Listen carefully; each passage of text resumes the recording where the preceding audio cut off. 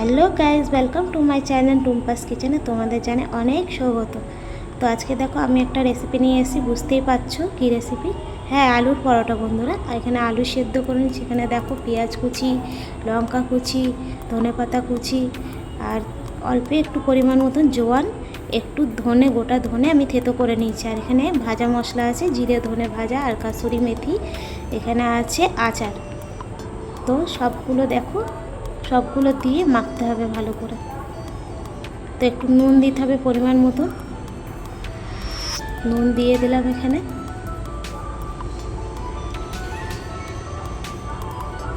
তারপরে আমি একে একে সবগুলো দিয়ে দেবো মশলাগুলো। প্রথমে পেঁয়াজ কুচি দিয়ে দিলাম, পরিমাণ মতন দেব যতটা লাগবে। তারপরে একে একে সব মশলাগুলো দিয়ে দেবো, লঙ্কা কুচি, ধনেপাতা কুচি, জোয়ান, ধনে গুঁড়ো, ভাজা মশলার গুঁড়ো, আচার, সবগুলো দিয়ে ভালো করে মেখে নিতে হবে। তো বন্ধুরা বলে দিচ্ছি, তোমরা যারা আমার চ্যানেলে নতুন আছো তারা সাবস্ক্রাইব করে দিও, আর যারা পুরনো আছো তাদের কিছু বলার নেই। তোমরা এই রেসিপিটা অবশ্যই বাড়িতে ট্রাই করবে। যদি ভালো লাগে তো অবশ্যই কমেন্ট করে জানাবেন আমাকে। আমি আপনাদের সব প্রশ্নেরই উত্তর দেওয়ার চেষ্টা করব। দেখো বন্ধুরা, ভালো করে আলুটা মেখে নিতে হবে। আমার আলুটা মাখা হয়ে গেছে। এবার চলো পরোটাটা বানানো। এখানে দেখো আমি গোল গোল করে লেচি কেটে নিয়েছি। একটু ছোট আকারে হবে, যেরকম লুচি বানানো হয় তার থেকে একটু ছোট। আর এখানে বাটিতে ঘি নিয়ে নিয়েছি ভাজার জন্য। পরোটাটা পুরো ঘিয়েই ভাজা হবে, এখানে কোনো তেল ব্যবহার করছি না আমি। পুরো পরোটাটাই ঘিয়ে হবে, তবেই ভালো লাগবে। চলো দেখতে থাকো।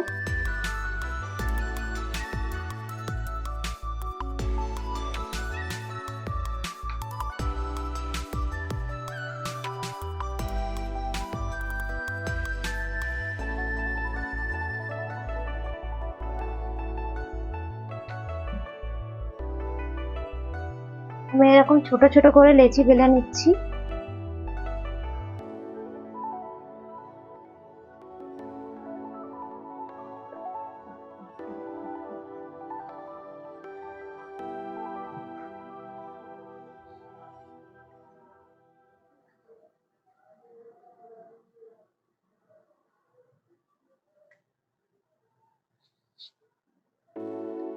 সবগুলোই আমি এইভাবে বেলে নেব।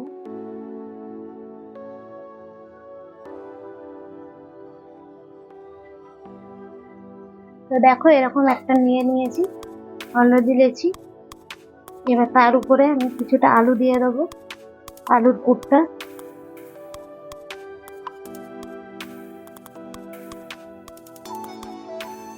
এইভাবে আলুর পরোটা বানালে পুরো পরোটাতেই আলুটা থাকে। তারপরে আবার একটা লেচি আমি উপর থেকে কভার করে দেবো।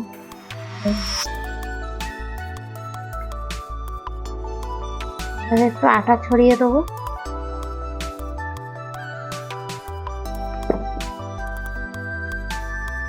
তারপরে খুব আলতো ভাবে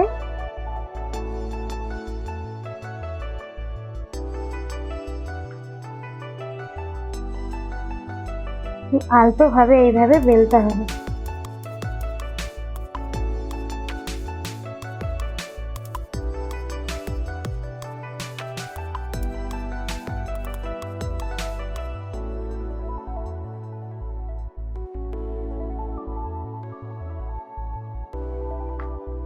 দেখো একটু হয়তো বেরিয়ে যেতে পারে, কোনো ব্যাপার না।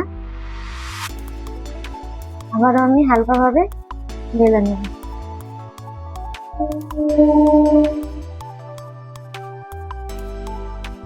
যে দেখছো বেলা হয়ে গেছে, এইভাবে আমি সম্পূর্ণটা বেলে নেব। আবারও একটু লেচি নিয়ে নিয়েছি তোমাদের দেখানোর জন্য।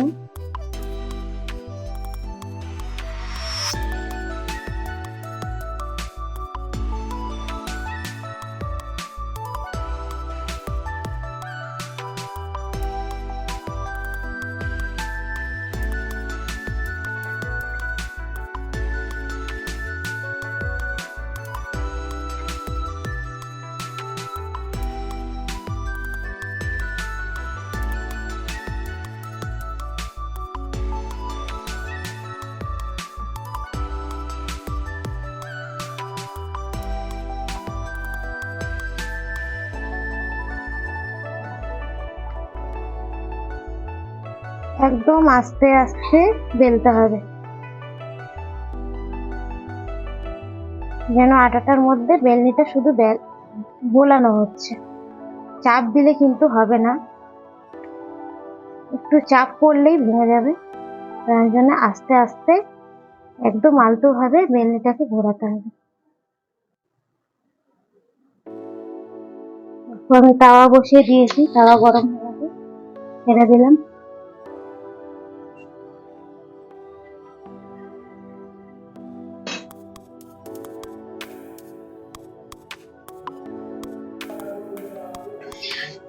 দিয়ে দেবো,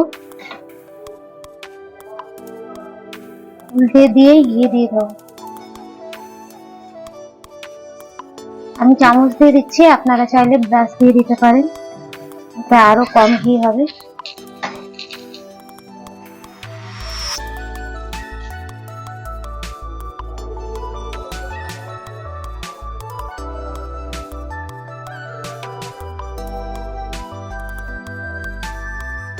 ভালো করে হতে দেবো।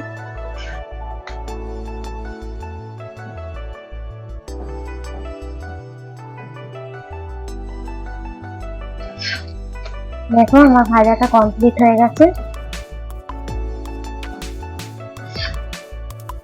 ঠিক এরকম ভাবে পরোটাটা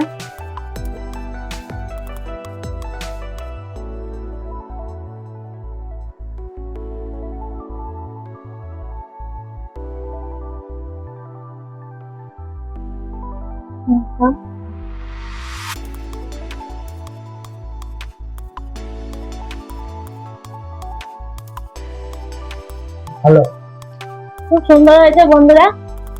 আমি বলছি আপনারা একবার ট্রাই করুন, দেখুন অবশ্যই খুবই ভালো লাগবে। তারপরে আপনারা কমেন্ট করে বলবেন। ঠিক আছে, টাটা।